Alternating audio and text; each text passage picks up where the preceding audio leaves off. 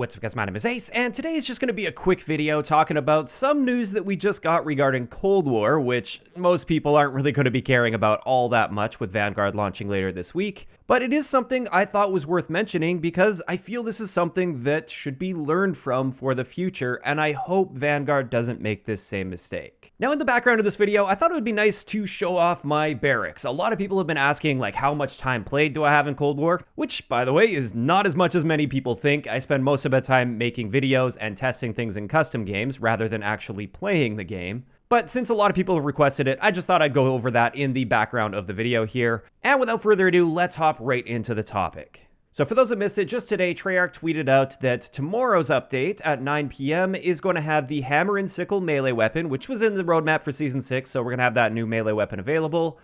But most importantly out of this, with tomorrow's update, they are adding the 100%er challenges with new animated calling cards. So in order to get these, presumably they are going to be separated from like multiplayer and zombies and even campaign here, but you can see when you go to your challenge screen here, I'm nowhere near 100%er because I don't really focus on challenges at all. All of my challenges have just been completed by playing the game naturally. But for those that have grinded through and completed all the challenges, you're going to get a very special animated calling card that hopefully is really going to stand out and look great. And this is something that I think would have been amazing news like 8 to 10 months ago. In fact, when I saw this tweet from Treyarch, I just kind of chuckled a little bit because this is coming out basically at the end of the game's realistic life cycle. A Call of Duty's life cycle is usually until the next Call of Duty launches a year later. Obviously, there will be people that stick around and don't move on to Vanguard. There's going to be those die-hard Cold War players that are going to be playing it for the next year or maybe even 2. And for many of those super die-hard players, yeah, they will be able to use these calling cards because they have probably been playing this game so much that they have that unlocked already. Having said that, I really feel like something like a 100%er calling card should be launched sometime at least relatively early on in the life cycle of the game. It doesn't necessarily have to be there right at launch, although that would be nice to see. I just think it's something that should be there at least early enough in the life cycle that people would still care about it. And I honestly find it so strange that it took them this long to do something like that, because one of the biggest metrics that they're always chasing, it seems, is player retention. They want to keep players around for as long as possible. They want to keep them engaging with the game, because that's what shareholders these days are looking for when it comes to video games. And it just seems like a no-brainer to me to be adding a calling card, which in the grand scheme of things can't be all that difficult for them to add. And it's the type of thing that captures a lot of those heavy grinders, the people that really want to work toward that end game content. This is the end game content for multiplayer.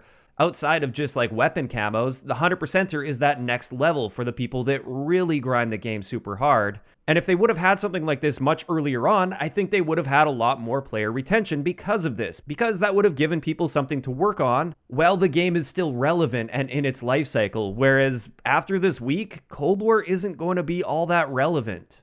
So I don't think this is going to be capturing a whole lot of player retention for Black Ops Cold War once they add these. So that's my big hope for Vanguard. Even though I'm not somebody that typically goes for 100%er, I recognize the value in that for a lot of people out there that love grinding through and completing every single challenge in the game. And I really hope we get an amazing reward for 100%er in Vanguard early enough in its life cycle for it to be relevant.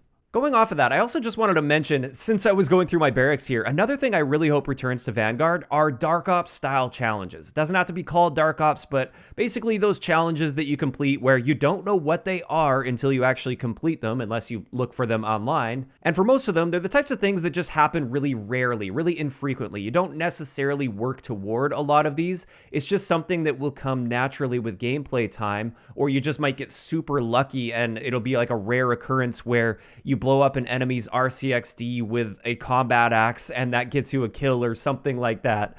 Just those random sort of events. I really like the addition of those calling cards as well, and I just hope that we see that in Vanguard. In either case, that's going to wrap it up for this really quick video. I just wanted to share my quick thoughts on this because this would have been really exciting and interesting news, but it's just far too late for something like this, and I don't want to see them repeat this mistake. Now, I do want to hear from you guys, though, in the comment section below. First up, what do you guys think about the fact that they're adding the 100%er challenges literally the week of the launch of the next Call of Duty game?